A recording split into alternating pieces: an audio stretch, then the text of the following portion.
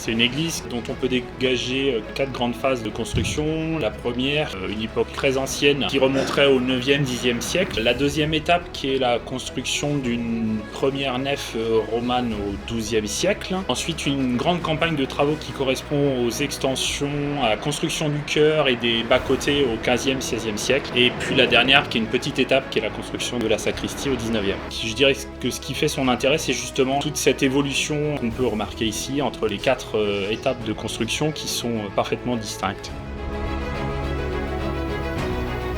Petite présentation de l'église qui est derrière moi, donc une vieille dame de Milan qui a besoin d'un petit lifting de temps en temps. Cette église a une grande histoire, très importante pour la commune de Suèvre, pour les Saudobriens, pour l'aspect historique qu'elle représente, puisque en fait nous avons 3 églises en une. L'intérêt est pour nous d'apporter notre pierre à l'édifice de cette église et de la restaurer comme il se doit.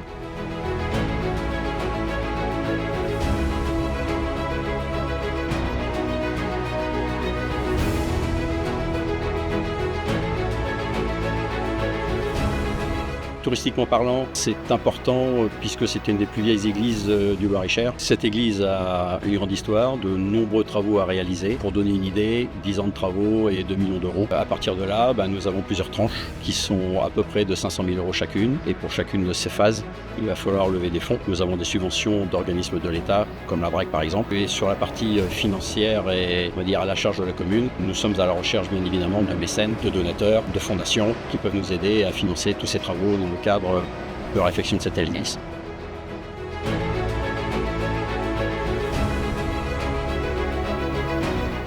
Je m'appelle Mélanie Kurdi, je suis restauratrice de peinture habilitée Musée de France et je vais m'occuper de la restauration des 2 œuvres de l'église de Suèvre. 2 œuvres anciennes mais au parcours peu connu en fait, où on ne connaît pas très bien leur histoire. Et donc la restauration va être un moment privilégié justement pour en savoir plus sur ces œuvres qui présentent indéniablement un intérêt historique et artistique très important et qui sont des œuvres de grande qualité et qui actuellement malheureusement peu visible du fait de leur état de conservation très dégradé.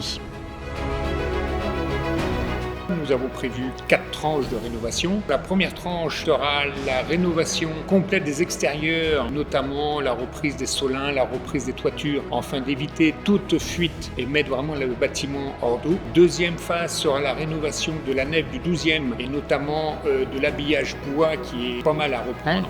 La troisième phase sera consacrée au chœur, à la nef principale ainsi que les 2 nefs droite, nord et sud. Quatrième phase sera la sacristie et la partie que l'on appelle garbouille, qui est aujourd'hui la chaufferie que l'on veut complètement réhabiliter. Chaque phase, bien évidemment, reprendra les murs, reprendra le sol, et puis toute la rénovation électrique et chauffage de l'ensemble du bâtiment. Comme l'église est classée ainsi qu'une partie du mobilier, la DRAC peut nous subventionner à hauteur de 50%. Il est évident qu'il va falloir aller chercher d'autres fonds que des fonds publics, même si ceux-là sont importants, et on pourra également frapper à la porte du département, de la région ainsi que de l'Europe. Nous comptons également ouvrir des souscriptions. Première souscription d'ailleurs sera sur les tableaux en 2024 et un travail également main dans la main avec la Fondation du patrimoine qui peut nous aider également sur ces souscriptions-là. Nous avons fait début 2023 ce que nous avons appelé la phase 0 qui était la mise hors d'eau du bâtiment. Ça nous a permis de stopper les inondations que nous avions quand il y avait des fortes pluies.